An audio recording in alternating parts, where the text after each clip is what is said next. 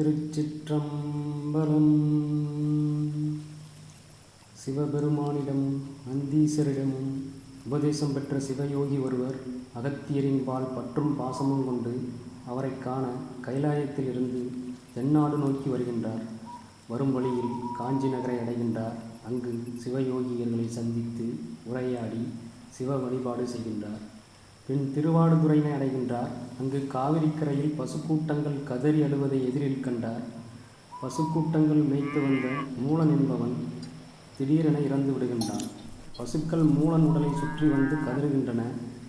பசுக்களின் துயரத்தை போக்கும் வழி என்ன என்பதை உணர்ந்த சிவயோகி தனது உடலை ஒரு மறைவான குகையில் கிடத்திவிட்டு மூலனின் உடலில் கூடு விட்டு கூடு பாய்ந்தார். பின் மூலன் திருமூலராக எழுந்தார். மூலன் எழுந்ததும் பசுக்கள் மூலனை நாவினால் நக்கி மகிழ்ச்சி தெரிவித்தன. பசுக்கள் வயிறார மேய்ந்தன. பின் காவிரி ஆற்றின் நீரினை பருகி வீடு நோக்கி சென்றன. திருமூலர் தனித்து நின்றார். மூலன் மனைவியோ மூலன் வெகு நேரமாகியும் வீடு திரும்பாததால் கணவனை தேடி வந்தாள். தனது கணவன் உருவில் இருந்த திருமூலரிடம் வீட்டிற்கு வருமாறு அழைத்தாள்.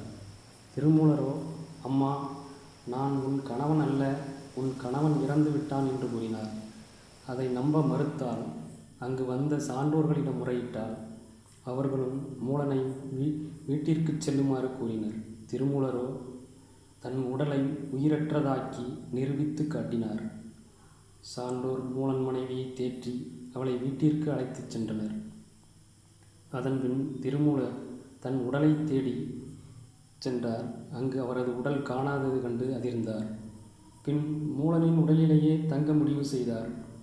பின்பு அங்கிருந்து திருவாடுதுறை கோயிலை அடைந்து உலகத்தார் பயன்பெறும் பொருட்டு யோகம், ஞானம், கிரியை, சரியை என்னும் நன்னெறியை சாற்றும் திருமந்திரம் என்னும் நூலை தொடங்கி எழுத ஆரம்பித்தார்.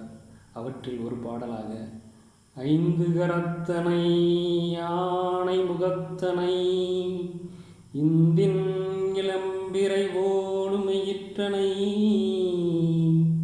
நந்தி மகந்தனை ஞானக் கொழுந்தினை